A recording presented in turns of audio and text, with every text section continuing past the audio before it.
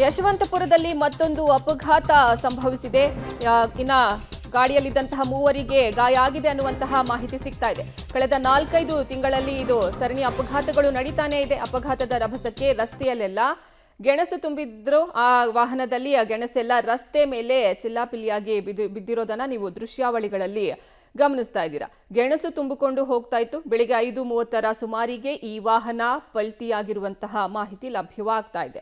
Yeshwanthpur flyover ಮೇಲೆ ಆಗಾಗ ಅಪಘಾತ ನಡೀತಾ ಇರುತ್ತೆ ಅನ್ನುವಂತಹ ಮಾಹಿತಿ ಸಿಗ್ತಾನೆ ಇರುತ್ತೆ. ಈಗ ಮತ್ತೊಂದು ಅಪಘಾತ ನಡೆದಿದೆ. ಯಶವಂತಪುರ ಫ್ಲೈಓವರ್ ಮೇಲೆ ಗೆಣಸು ತುಂಬಿದಂತಹ ವಾಹನ ಪಲ್ಟಿ ಹೊಡೆದಿದೆ. ಇದೇ ವಿಚಾರ ಅಂದ್ರೆ ಈ ಕಾರಣಕ್ಕೆ ಗೆಣಸು ರಸ್ತೆ ಮೇಲೆಲ್ಲ ಚಿಲ್ಲಾಪಿಲ್ಲಿಯಾಗಿ ಬಿದ್ದಿದೆ. ರಸ್ತೆ ಮಧ್ಯೆಯೇ ಬೊಲೇರೋ ವಾಹನ ಪಲ್ಟಿ ಹೊಡೆದಿದೆ. ಯಶವಂತಪುರ ಫ್ಲೈಓವರ್ ಮೇಲೆ ಭೀಕರ ಅಪಘಾತ ಸಂಭವಿಸಿದೆ. ವಾಹನ ಅಲ್ಲೇ ಪಲ್ಟಿ ಹೊಡೆದಿದೆ.